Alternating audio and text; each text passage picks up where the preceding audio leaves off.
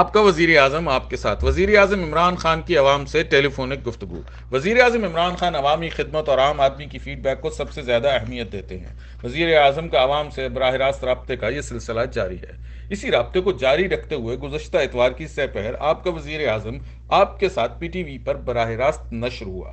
آپ کا وزیر اعظم آپ کے ساتھ کے اس پروگرام میں عمران خان 2 گھنٹے تک ٹی وی اسکرین پر موجود رہے، سوالات کے جوابات خود اعتمادی اور تفصیل کے ساتھ دیے۔ سعودی عرب سے مقامی سماجی اور سیاسی شخصیت عقیل ارائیں کے اوورسیز کے ووٹنگ رائٹس کے حوالے سے کیے گئے سوال کے جواب میں ان کا کہنا تھا۔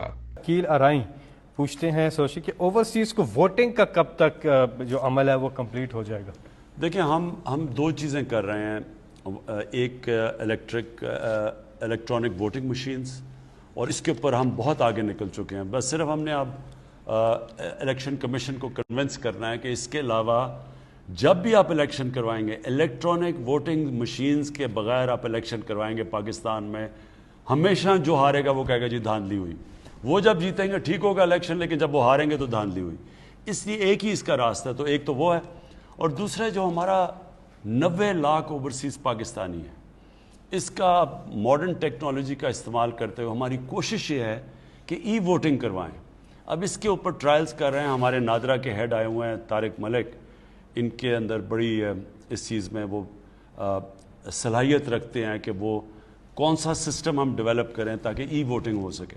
اگر ای ووٹنگ نہ بھی ہوئی تو ہم نے پوسٹل بیلٹ تو ضرور کروانی ہے۔ اوورسیز پاکستانیز کو ہم نے ضرور، وہ اتنا بڑا ہمارا ملک کا اثاثہ ہے، اس کو ضرور ہم نے دائرے میں لے کے آنا ہے الیکشنز کے۔ تمام اوورسیز پاکستانی اس بات کا بے صبری سے انتظار کر رہے ہیں کہ ان کا یہ دیرینہ مطالبہ اور وزیر اعظم عمران خان کا وعدہ آنے والے الیکشن سے پہلے وفا ہو اور وہ اپنے ووٹ سے تبدیلی کے اس عمل میں اپنا حصہ ڈال سکیں۔